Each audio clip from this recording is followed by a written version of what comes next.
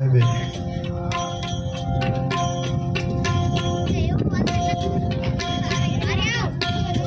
મિત્રને સેવાનો પાઠ બહુ સમજાયો. એમાં જે આપણી સાંભળણમાં જે બે ત્રણ સંતો થઈ ગયા, આપણે એને મળેલા હોઈએ, એના દર્શન કરેલા હોઈએ, એનો સત્સંગ સાંભળેલો હોય, બહુ દૂર જવાની જરૂર નથી. અહીં વાંઢાઈ જાઓ,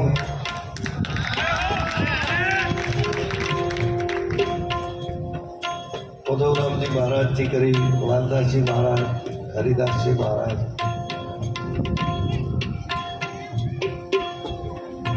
માણસના જીવન પરિવર્તન કરી નાખ્યા હો આખા. રોજ સંધ્યા પાઠ કરો, કેવું ધામ બનાવ્યું છે. ઉમિયા માતાજીનું મંદિર તો તમે જુઓ, ગજબનું. માથું ઝૂકી જાય મારા બાપ. ભગવાને આપ્યું છે તો એવી જમીનમાં વાવેતર કરો, સેવા કરો, સંધ્યા પાઠ કરો, ભગવાનનું ભજન કરો. આવજો ઉદ્ધવરામ. માતાજી મહારાજની હાજરીમાં મેં આ ભજન ગાયેલું. મેં પોતે બે કડી બનાવ્યું. કોઈ કવિ નથી, આપણી તાકાત નથી આપણે લખી શકીએ. અરે ગાઈ હું શકીએ, એટલે આટલી ઉંમરે ગવાય. 70 વર્ષ થયા,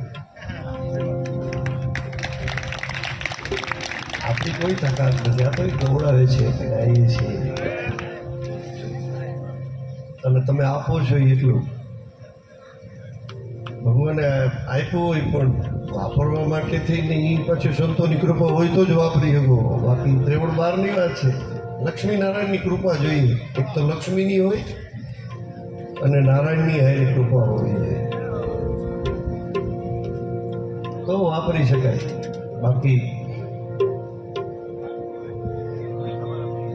થોડુંક વિરાગ બાજુ હોય જાય છે. મારી વાણી એમ કહે છે કે જરાક ચાલુ રાખો.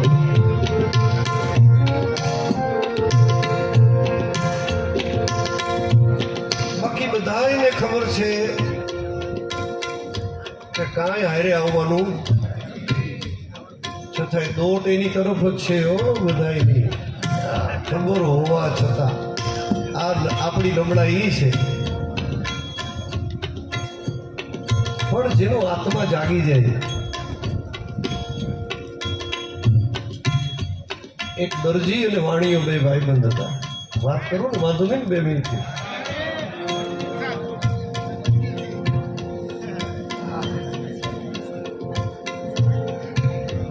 એ વાણીઓ રોજ દુકાને બે, એટલે ઓલો દરજી હતો ને, આખો દિવસ દરજીનું કામ કરીને પછી હાંજ પડે ને, એટલે ઓલા વાણીઓ પાઈ દે કે શેઠ મારો પાકો ભાઈબંધ છે, હાલ અહીં સંતવાણી છે, જાય સાંભળવા. તો કે નહીં હો, ઉજાગરો ન કરાય, ઉજાગરો ન કરાય.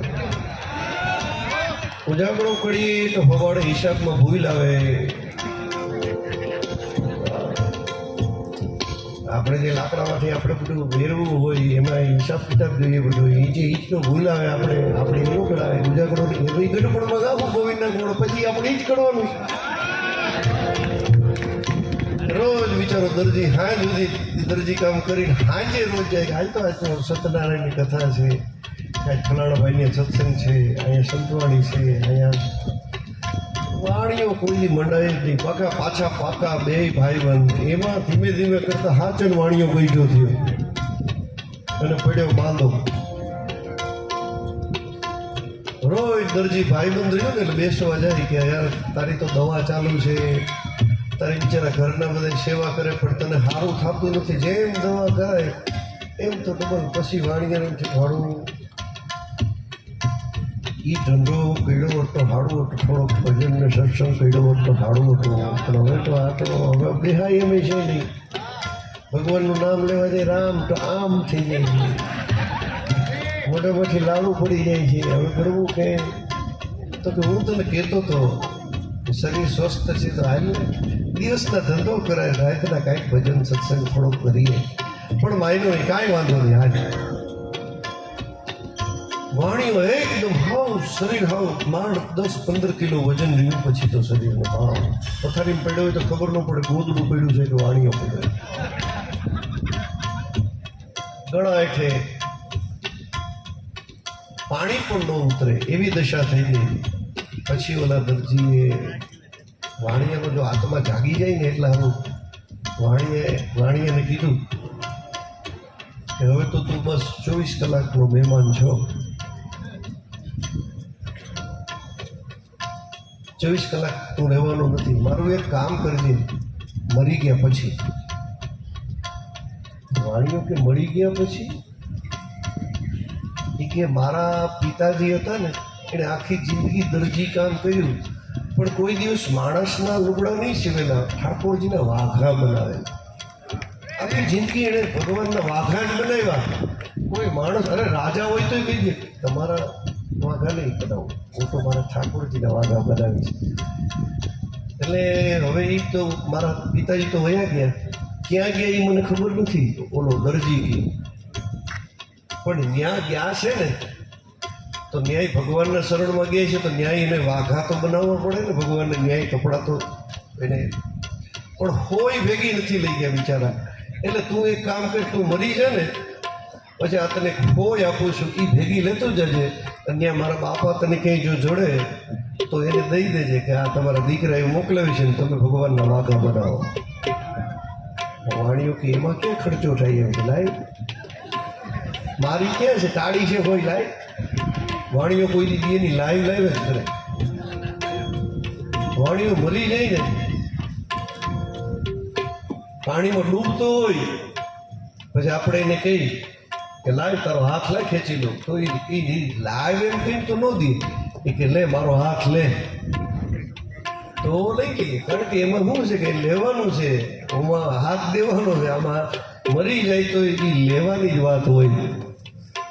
એટલે હોય લઈ લીધી. દરજી જઈને હોઈ ગયો. આ બાજુ બરોબર રાતના 2 વાગ્યા એટલે વાણિયાને એમ થયું કે હોય દઈ ગયો, પણ આ છોકરાઓને એ બધે તો લુગડા ઉતાર લેવાના છે, એક લંગોટી પહેરાવે ખાલી. આ મારે હોઈને ક્યાં રાખવી કે હું ભેગી લઈ જાઉં?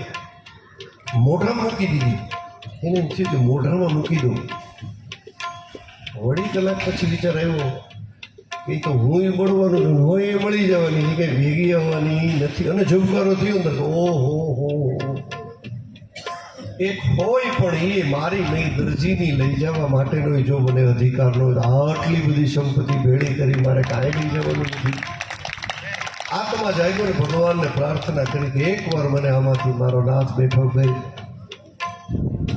જે કંઈ સંપત્તિ છે એ સદરથી વપરાઈ જાય એક વખત મને. અને ભગવાન તો દયાળુ છે, લક્ષ્મી નારાયણ તો બહુ દયાળુ છે.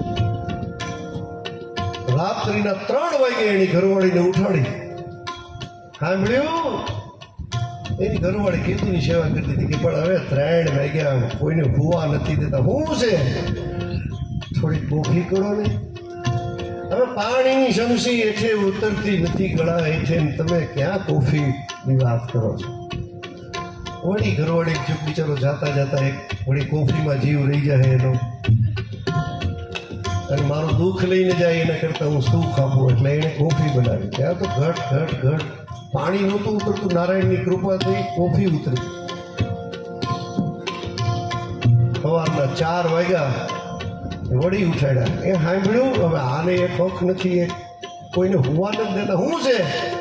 થોડોક શીરો બનાવવાનો. એટલે આ લે માંડ માંડ કોફી ઉતરીને હવે શીરાની વાત કરો છો? વળી એમ થયું હાલને છેલ્લે છેલ્લે આ ઓલો ગ્લોબ ઉડવાનું હોય ને બહુ ઝબકારો મારે, એટલે એને થયું કે આ કદાચ જવાનું હોય અને આ છેલ્લે છેલ્લે એટલે શીરો બનાવ્યો. તે તો શીરો ખાઈને સવારે 7 વાગ્યા ને તે તો લાકડીને ટેકે થયો. વાણીઓ ઊભો જાગી ગયો એનો આત્મા. લક્ષ્મી નારાયણે કૃપા કરી. સવારના 10 વાગે પાછો ખડા ઉપર જઈને બેઠો. એની ઘરવાળીને કહે કે તારા પપ્પાનો સમાચાર એક હમણાં વેપારી આવ્યો તો એ લઈને આવ્યો તો તારા પપ્પાને બહુ મજા નથી. એટલે એની ઘરવાળી તો ઉપડી ભરવારી એના માવતર. પાછળથી આ વાણીએ ટ્રસ્ટને બોલાવ્યું, ગામના ડાયા માણસોને બોલાવ્યા. બધી સંપત્તિ હતી. એણે કીધું કે અહીંયા હોસ્પિટલ બનાવો, અહીંયા અન્નક્ષેત્ર બનાવો, અહીંયા પાણીનું પરબ બનાવો, આ હોસ્પિટલ બનાવીને ગરીબ દર્દીઓને મફત જેટલી મારી સંપત્તિ બધી લખી નાખો કે શેઠ તમારા માટે, તો કે જે અનક્ષેત્ર હાલે છે ને ખૂણામાં એક પાણીનો ગોળો, ટાઢી પાણીની માટલી, બાજુમાં દવાની બાટલી, એક તૂટેલી ખાટલી, એટલી સંપત્તિ આપણી. હું ખૂણામાં બેઠો બેઠો અનક્ષેત્રનું ખાઈશ, માટલીનું પાણી પીશ, અને કદાચ તબિયત સારી ન હોય તો દવા એકાદી બાટલીમાંથી લીધા કરી, પણ હોસ્પિટલમાંથી ફ્રી બધી સંપત્તિ દાન કરી દીધી. જ્યાં એની ઘરવાળી આવી કે તમે તો હવે ખોટું બોલતા હતા અને તમે આ ખાટલીમાં કાં, તો કે આ બધું ટ્રસ્ટને અર્પણ કરી દીધું છે આપણી સંપત્તિમાં. તોય બાજુમાં તારી એ ખાટલી નાખી દઉં, પાણી પી, ટુકડો ખા અને મોજ કરી. આ જાગી જાય ને તો આટલી વાર લાગે. એનું નામ હતું, એનું ભજન છે, રામ સમર તારે કાંઈ ફિકર નહીં, તારા સબ દુખડા મટી જાવે.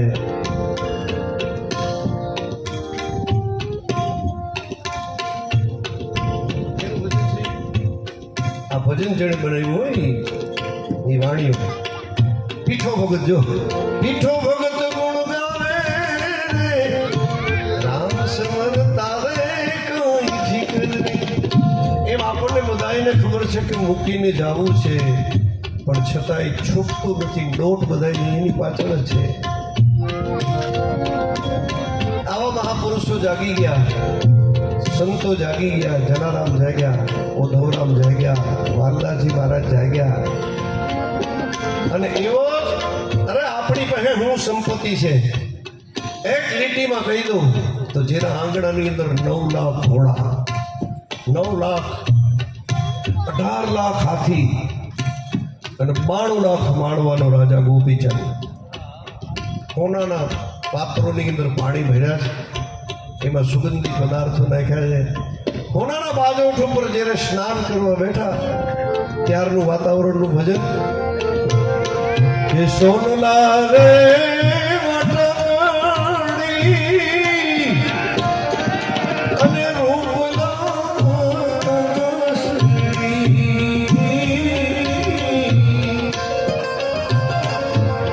આજ બાલનો જોગી નાને બેઠો રે બાલનો જોગી નાને બેઠો રે.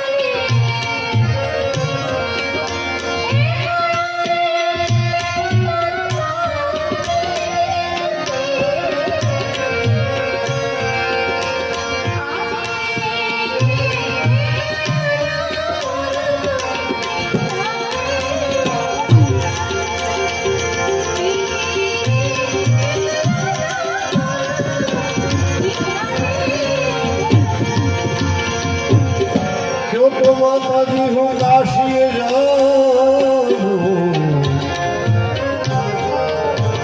ક્યો તો રે માતાજી ક્યો તો રે એ માતાજી હું કાશીએ જાઉં કાશીની કાવડું લઈ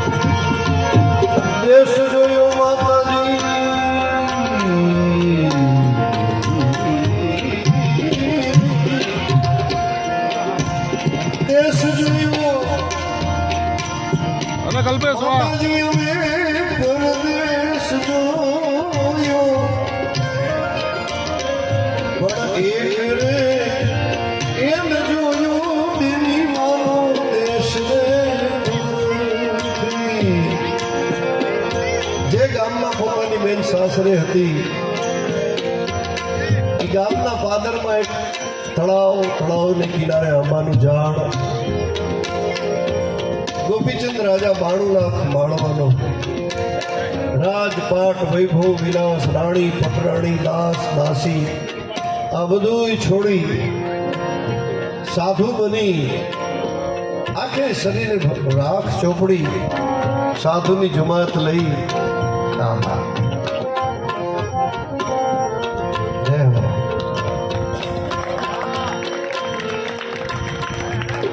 બેટા આ બાજુનો ફોટો ને આ બાજુ કોણ ઘોર કરે છે તો આપણને દેખાવું જોઈએ જરાક વાહ બરોબર બરોબર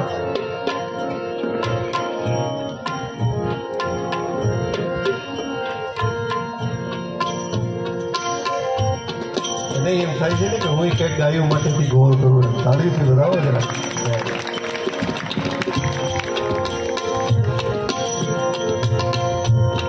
આંબલિયાની છાય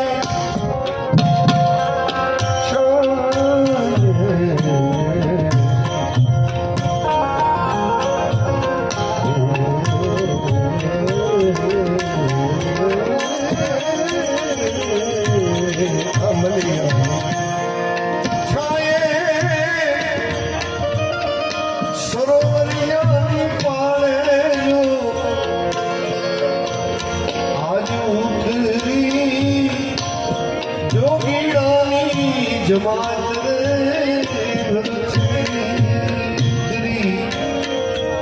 જોગીડાની જમાત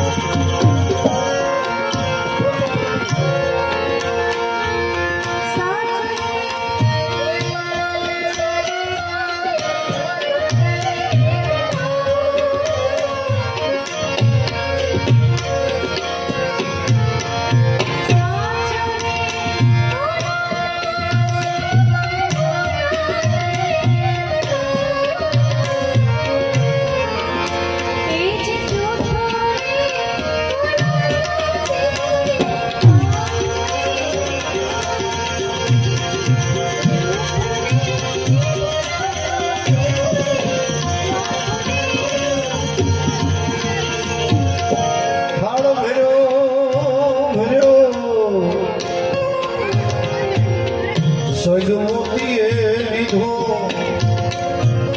આજ પોતાના વીરને વધાવા બેનીમાં આ બાજુ ગોપીચંદ રાજા સાધુની જમાતની વચ્ચે બેઠા છે કોનાના થાળની અંદર હીરા માણેક ઝવેરાત મોતી લઈ માણોનાથ માણવાના રાજા ગોપીચંદના બેન વધાવવા આવ્યા પણ જ્યાં જોયું ત્યાં તો તળાવને કિનારે ધૂણી ધખી છે આમાંના ઝાડને છાયે ગોપીચંદ રાજા ધ્યાન અવસ્થામાં બેઠા છે કોનું ધ્યાન કરે છે ભગવાન ભોળાનાથનું વિનંતી કરે છે કે હે મારા મહાદેવ તમે ભક્તોના દુઃખ હરનારા શુભ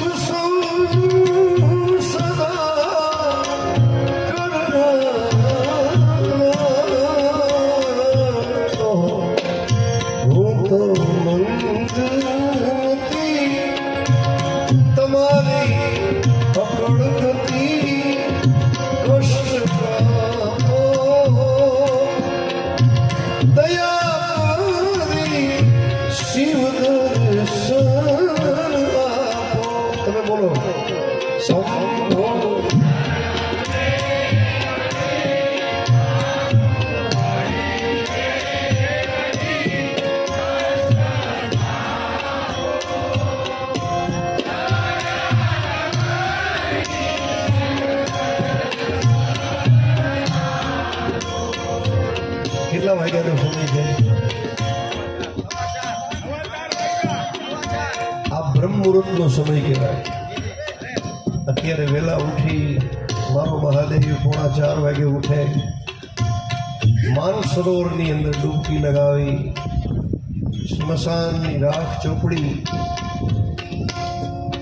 કોઈક દિવસ મહાકાલ જાઓ ઉજ્જૈન ભસ્મ આરતીના દર્શન કરો કોણ તમને અત્યારે મહાદેવની ભક્તિ કરાવે? એટલે તો આપણે ક્યાં 4:30 વાગે રોજ તો ઉઠતા ન હોય, અને ઉઠીએ તો હૈયા હોળી લઈને ઉઠીએ. મહાદેવની ભક્તિ 4 વાગ્યામાં કરવી જોઈએ. ક્યારેય નથી પણ જિંદગીમાં ક્યારેક આવો મોકો મળે કે થોડા 4 વાગે મહાદેવની પ્રાર્થના થતી હોય તો એમાં કમસે કમ સુખ તો પુરાવીએ. બોલો શંભો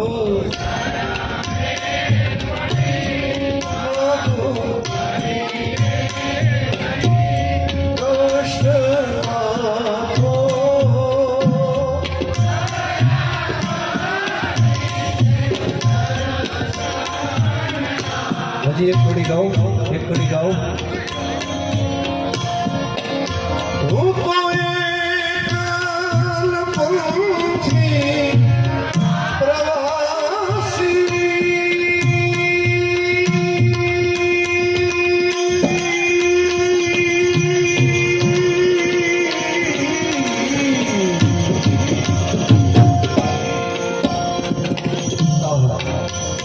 છતાં મારો આત્મા કેમ ઉદાસી,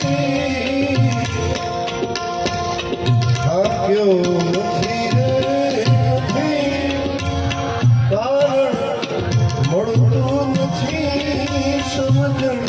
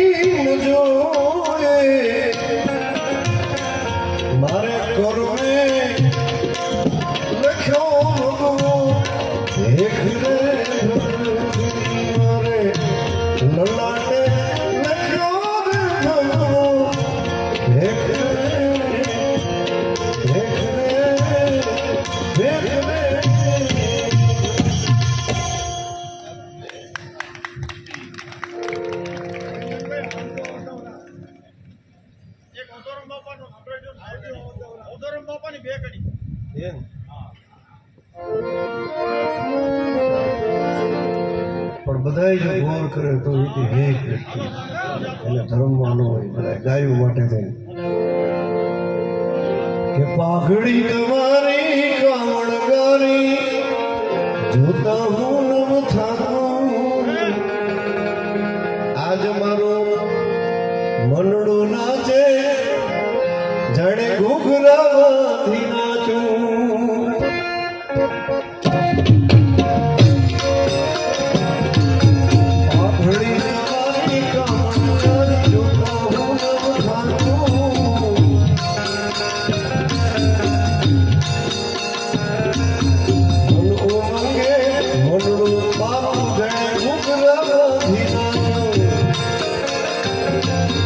અંતર કેરો ભાવ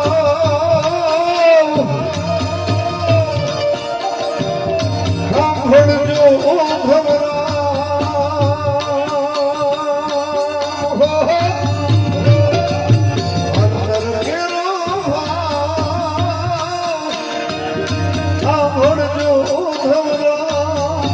ભાઈ ધામે દર્શન દેવા આવજો ભાઈ ધામે દર્શન દેવા આવજો આવજો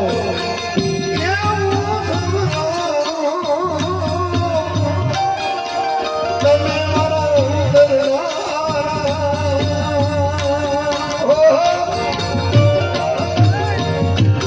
મારા ભાઈ ધામે દર્શન દેવા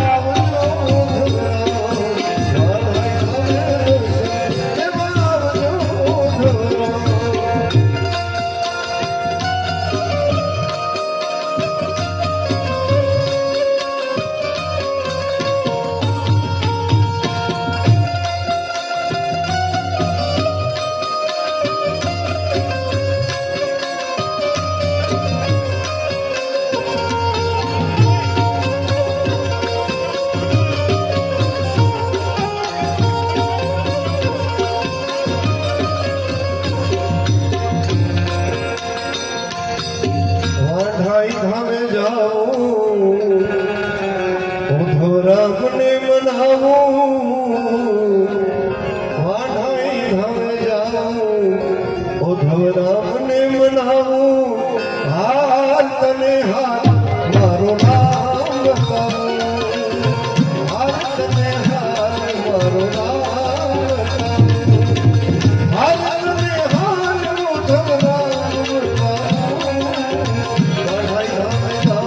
ઉધવરામ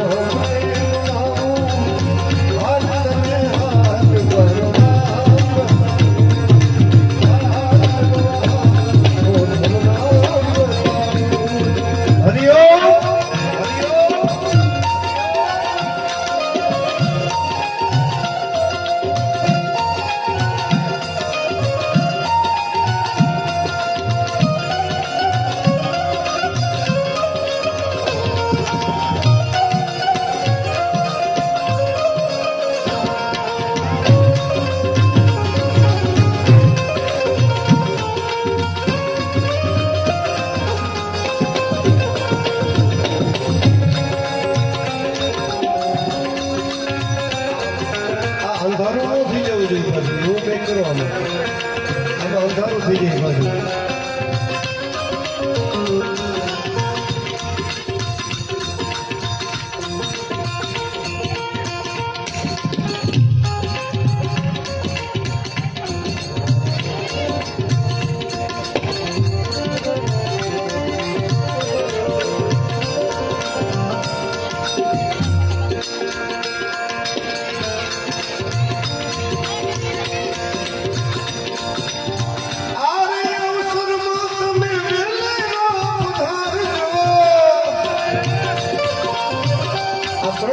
ઉત્સવ છે કેને બોલાવે છે કવિ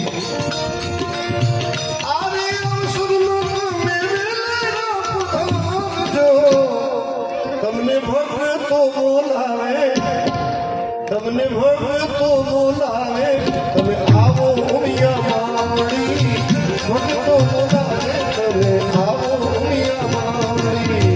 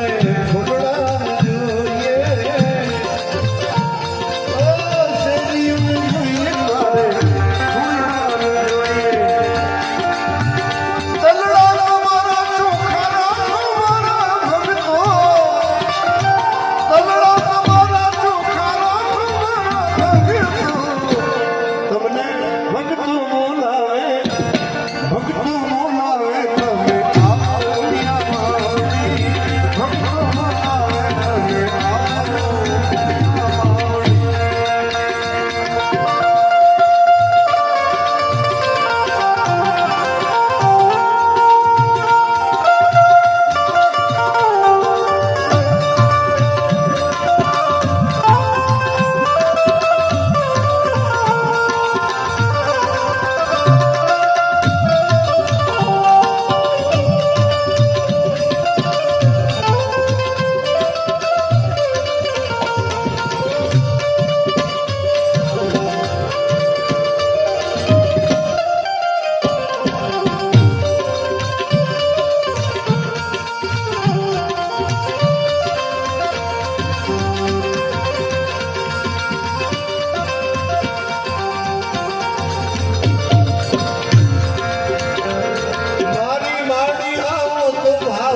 ભોજનિયા બનાવું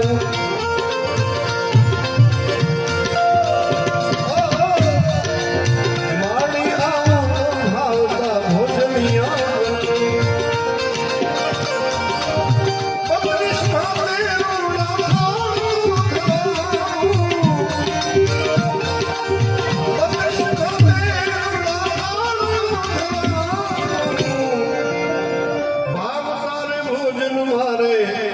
નથી રે ખપના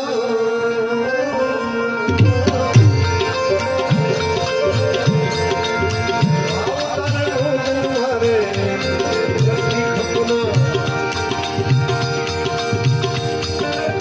ભૂખ્યાની ભૂખ તમે કોઈ ભૂખ્યા નહીં ભૂખ્યાની ભૂખ તમે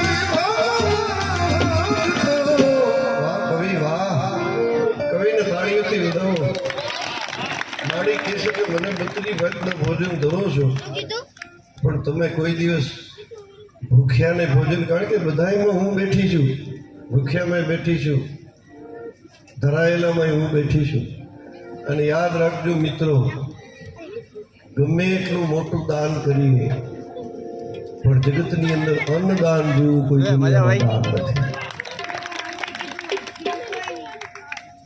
એટલો બધો મોટો મહિમા છે વાત કરું ને 2 મિનિટની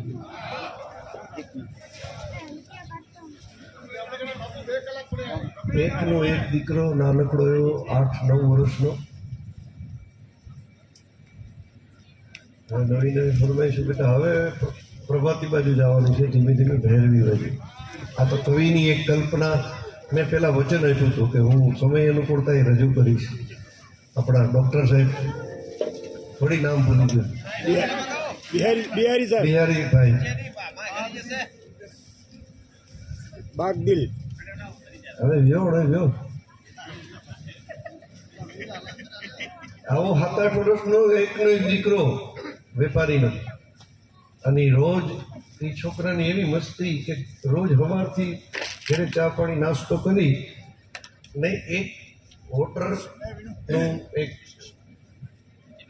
લઈ પાણીનું વોટર બેગ લઈ અને ગામ બહાર વયો જઈને એક ઝાડવાની છાંયા ઓટો હશે બાજુમાં એક તળાવ ત્યાં બેઠો બેઠો કોઈ આમ જોયા કરે બસ ચકલા જોવે ને પંખીડા જોવે ને કબૂતરા જોવે ને પોપટિયા જોવે એ ઝાડવાને જોયા કરે ને એ મસ્તીથી આખો દિવસ ત્યાં છોકરો રોકાય બપોરે જમવા આવે વળી સાંજે પાછો વયો જાય સૂર્યાસ્ત જોવે અને કોઈ પણ આવે એને રામ રામ કહે એને વાતો કરે એની એને આવું એને ગમે એમ કરતાં કરતાં કરતાં કરતાં 2-4 જણા તો રોજ આવે એના છોકરાએ એક વખત પ્રશ્ન કર્યો મારો તમે ધ્યાનથી સાંભળજો અન્નદાનનો મહિમા એટલે છોકરાએ ઓલા 4 જણાને પૂછ્યું કે બીજા તો બધા વટે માર્ગો આવે છે રસ્તે ઉપર એ તો અલગ અલગ બધા કોઈક દિવસ આવે ક્યારેક નથી પણ તમે 4 તો રોજ આવો છો એ કે તું અમને ગમે છે બહુ તું વાતો કરે છે અમને પાણી પાય છે એટલે તું અમને બહુ વાલો લાગે છે એટલે અમે રોજ પણ તમે ધંધો શું કરો તો કે અમે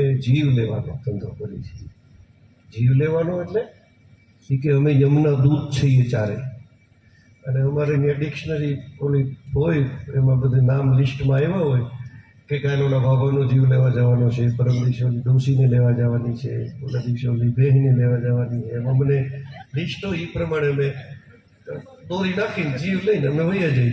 પણ તું અમને ગમે છે ને પાણી પાય છે ને એટલે તારી પાસેથી અમે રામ રામ કરતા જઈએ ને અમારું કામ અમારો ધંધો છે કે અમારી ડ્યુટી છે. Duty is duty. હવે એમાં બીજે દિવસે પાછા એ ચારેય આવ્યા એ રામ રામ તો કે તમારે ત્યાં લિસ્ટ પડે આજ કેને લેવા જાઉં છું? તો કાંઈ તો એક 55 વર્ષનો જુવાન છે એને લેવા જાય છે. અચ્છા તમારે ત્યાં લિસ્ટ બહાર પડે તો કે હા. તો કે લિસ્ટમાં મારું નામ કંઈ છે જોતા આવશું? અરે એ ધંધો કરાય તું તો અમારો ભાઈબંધ છો. ભાઈ ના કરતાં તું આનંદ કરે એ જોવામાં મજા નહીં. તો કે યાર ભાઈબંધ છો, પાણી પાયું, તમારી યાર એના સત્સંગ કર્યો, તમે મારું નામ ન જોતા હો, મારું મૃત્યુ કીધી છે. અને બીજે દિવસે જોઈને આવ્યા, છોકરે રામ રામ કર્યા, પાણી પાયું, મારું મૃત્યુ કીધી છે. તો કે યાર કેવાય એવું છે. તો કેમ? કે તું બરોબર જુવાન થા, જુવાન થયા પછી તારા લગ્ન થાય, લગ્ન થયા પછી પહેલી રાત્રિએ તું તારી પ્રિયતમાને મળવા પગથિયા ચડી અને જાતો હો ત્યારે રસ્તામાં સીડીના પગથિયાની બરોબર વચ્ચોવચ એક કાળોતરો નાગ તને કરડે અને તારું મૃત્યુ થાય. એવું ભયંકર મૃત્યુ તારું નાખ્યું છે. એમાં શું વાંધો? એક જણો તો રોવા માંડ્યો, જમનું દૂધ કોઈ દિવસ રડે નહીં, એ રડવા માંડ્યો. તો કે તું કેમ રડે છે? છોકરો કે તો કે દીદી નાગ બનવાનો વારો મારો છે મારા દીકરા, નાગ બનવાનો મારો વારો છે.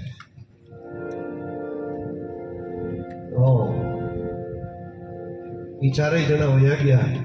ધીમે ધીમે છોકરો માંડ્યો મોટો થવા. પણ એક વસ્તુ એણે નક્કી મનમાં કરી લીધી કે જુવાન થાય પછી લગ્ન થાય પછી પ્રિયતમાને મળવા જાય, આ બધી વાતનો એન્ડ એક વસ્તુથી આવી જાય કે હું લગ્ન જ ન કરું તો આવું કંઈ બને નહીં. એટલે એણે માંડી વાળ્યું કે આપણે લગ્ન જ નથી કરવા. ધીમે ધીમે છોકરો મેળ્યો મોટો થવા, 22, 23 ને 24 વર્ષનો થયો, ફૂટડો જુવાન.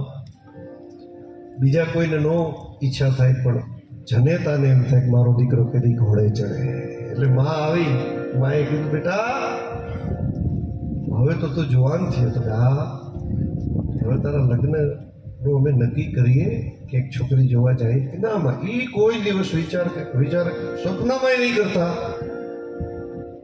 વળી માએ થોડાક દિવસ જવા દીધો. વળી એક દિવસ કીધું બેટા કઈ એવીમાં હોય કે જેને ભોખવાના ભરખા ન હોય, પાનેતર વઢીને માં ક્યારે મારા દીકરાને ભોખવું, વરચોળું પહેરીને. વળી છોકરાએ ના પડી. વળી થોડા દી પછી કે બેટા હવે મારી અંતરની ઈચ્છા છે કે અમે મર્યા પહેલાં જો તારા લગ્ન થઈ જાય, જો હવે તું લગ્નની ના પાડીશ ને તો હું મરી જઈશ. માએ જ્યારે એમ કીધું કે તું લગ્ન નહીં કરી તો હું મરી જઈશ એવું કીધું. એટલે દીકરાએ કીધું જનેતાથી વિશેષ મારે દુનિયામાં હું જામાં તારી ઈચ્છાઓ કરે.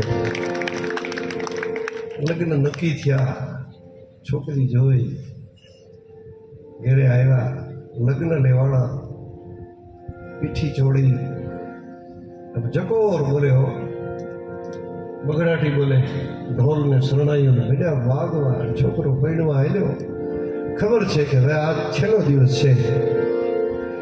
લગ્ન કરી પરણેતરને ઘેરે લઈ આવ્યા.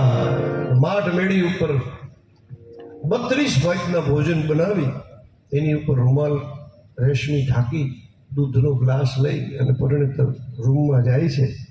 આ બાજુ છોકરો બધાએ સગા વાલાઓને હેતુ મિત્રોને બધા એને મળી અને મીઠો પગથિયા ચડવા કાટ કાટ કાટ કાટ કાટ બરોબર અધવચ્ચે આવ્યો. જમનો દૂત નાગ બનીને બેઠો હતો. છોકરાએ કીધું કેમ ભેરું આવી ગયો? કે હા મિત્ર, મારી તો ડ્યુટી છે એટલે મારે આવવું પડે. આજના દિવસની રાહ જોતો હતો. એટલે માર ડંખ એ કટ કટ કટ કટ જે અવાજ આવતો હતો ને પરણેતર સાંભળતી હતી, પણ મર્યાદાથી બારણું ખોલાય નહીં કે અવાજ કેમ બંધ થઈ ગયો, ક્યાં રોકાણા. પણ કાન માંડ્યો એટલે કોઈક વાતો કરતું એવું સંભળાણું. એને વાતોમાં સંભળાણું કે આ તો કોકની એને વાત કરે છે કે આવી ગયું મિત્ર નાગ બનીને. તો કે હા, લે માર ડંખ. અરે આમ તો હમણાં મૃત્યુ થઈ જવાનું છે, આ તો નાગની એને વાતો કરે છે. એવું પરણેતરે સાંભળ્યું, એની પ્રિયતમાએ સાંભળ્યું. એમ થયું કે આ કેમ આવી રીતનું બધી વાતાવરણ છે, મને તો કઈ ખબર પડતી નથી. બિચારી બેસી ગઈ, વાત સાંભળે છે બેયની, નાગની અને આ છોકરા પોતાના પ્રિયતમની. એટલે ઓલા નાગે કીધું કે ચોપડામાં લખ્યું હતું કે તને ડંખ માર્યા પછી 1 કલાક પછી તારો જીવ જાય. તે અમને પાણી પાયું, રામ નામનો સત્સંગ કર્યો, એટલે એક છૂટ તને આપું 1 કલાકની કે 1 કલાક સુધી તું મારી સાથે વાતો કર, રામ નામનો સત્સંગ કર, મહિમા સંભળાય મને. અને 1 કલાક પછી એવો ડંખ મારું કે તરત તારા પ્રાણ વયા જાય. તારે બહુ દુઃખી ન થવું પડે 1 કલાક સુધી, નહીતર ઝેર ચડે ને તું દુઃખી થાય ને એ મને ગમતું નથી. એટલે 1 કલાકનો હજી ટાઈમ છે, આપણે વાતો કરીએ. આ બાજુ 1 કલાક 2 જણાએ સત્સંગ માંડ્યો, અને બીજી બાજુ ગામના પાદરની અંદર એક ઝૂંપડામાં રહેવાવાળી સ્ત્રીએ સંતાનને જન્મ આપ્યો.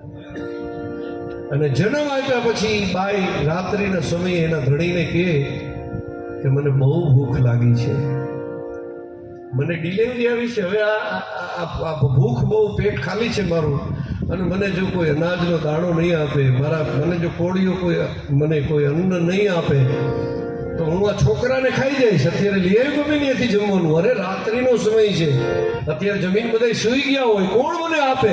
અરે જા જા, કોક દયાનો સાગર, કોઈ કરુણાનો બેલી, કોઈ ભૂખ્યાનો ફેરો મળી જાય તને, કાંઈ વાંધો નહીં. એનો ધણી બરોબર એ છોકરો ને માને બેને મૂકીને નીકળો છે. કોઈ અન્નો દાતા છે, કોઈ ગરીબનો બેલી કે છે, કોઈ ભૂખ્યાનો ફેરું. મારી ઘરવાળીને બહુ ભૂખ લાગી છે, કોઈ થોડુંક અનાજ આપો, કોઈ રોટલો આપો, કોઈ બટકું રોટલો આપો. એમ કરતો કરતો આ શેરી પાસેથી નીકળો, અને મેળી ઉપરથી એની પ્રિયતમા સાંભળી ગઈ કે હું આ 32 ભાતના ભોજન લઈને ઉપર રૂમાલ રેશમી ઢાંકીને લઈ આવી છું. એ મારે તો કલાક પછી નકામા છે. એટલે સાડી એક પડી હતી નવી, એ સાડીના છેડા ઉપર 32 ભાતના ભોજનની થાળી, પાછલી બારી ખોલી રોડ ઉપરની, અને ઓલા ગરીબને એમાવી દીધી. ઓલો તો ગાંડો થતો થતો ગયો એની ઘરવાળીને કે તું બટકું રોટલાની વાત કરતી હતી, પણ કોકે જો 32 ભાતના ભોજન આપ્યા. એ બરોબર ભોજન ખાધું, 2 બટકા લીધા, પેટમાં શાંતિ થઈ, પાણીનો ઘૂંટડો પીધો, અને અંતરમાંથી આશીર્વાદ નીકળ્યો કે હે અખિલ બ્રહ્માંડના નાથ, જેણે અડધી રાતે અનાજનું દાન કર્યું છે ને, હે મારા નાથ એનો ચૂડલો અખંડ રાખજે મારા નાથ. આવો આશીર્વાદ આપ્યો. અહીંયા કલાક પૂરી થઈ, રામ નામનો સત્સંગ પૂરો થયો, અને ઓલા નાગે ફેરવીને 1 ડંખ માર્યો. છોકરાને ઝેર ન ચડ્યું. બીજો ડંખ માર્યો, ઝેર ન ચડ્યું. નાગને એમ થયું કે હું અમારા કુટુંબમાંથી ઝેર નાશ પામી જાય છે, અને ઝેર કેમ ચડતું નથી? અને ઓલા છોકરાને કહે કે તે તો ભાઈબંધ મારી નોકરી આ મને ડિસમિસ કરી નાખી આ કાલ તો યમરાજા. એટલે મારો કહેવાનો, મારો વાતોનો વિષય નથી, પણ આ તો મને ભાવ આમાંથી ભાઈ વયું ગયો. આ પાછું આ કરજે ને, આમાં પાછું આમ કરવું પડે ખૂબ.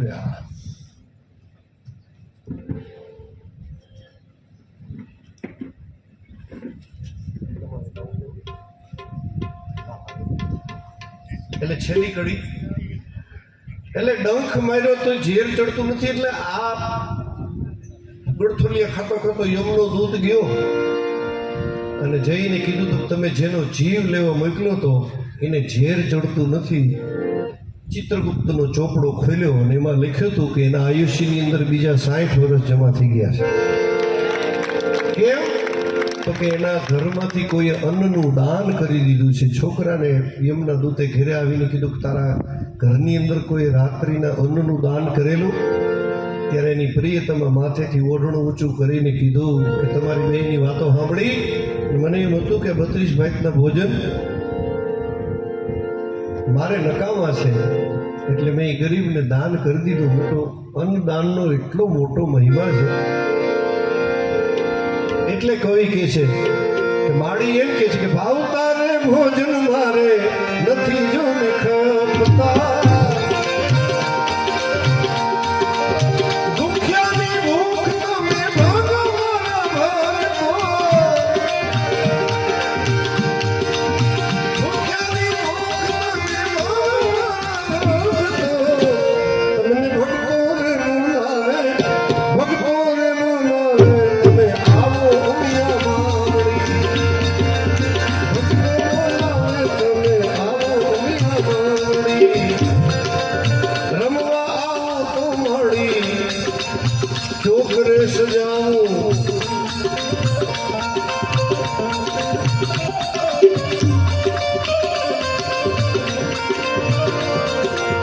રમવા નહીં આવો તો મળી છોકરે સજાવું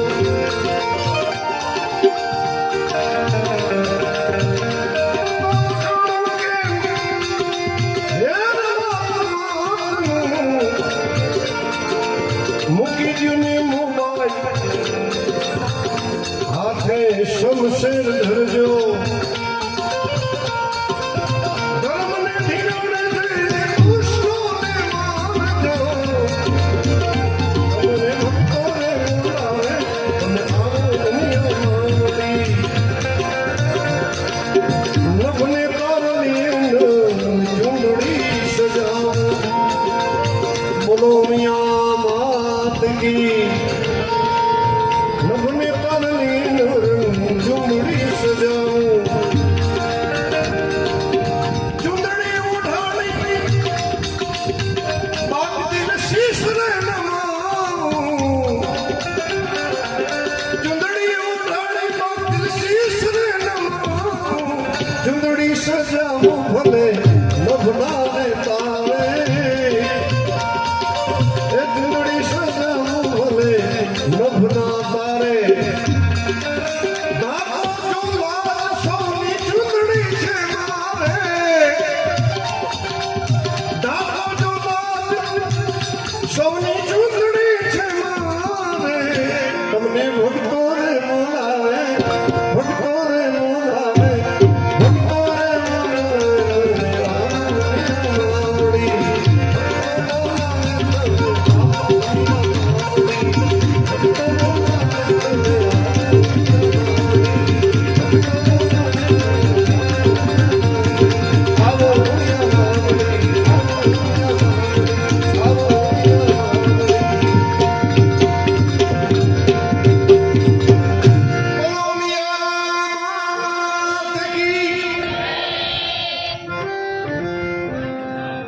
હવે થોડી વાર આયોજકોની એવી ઈચ્છા છે મને સમાચાર આવ્યા છે કે થોડીક વાર ભાઈ કેવા સિંહ ભગીરથસિંહજીને એનો એક છેલ્લો રાઉન્ડ લઈને પછી આપણે જુદા પડશું બધા જય ઉમિયામાં હરિઓમ અને પ્રેમથી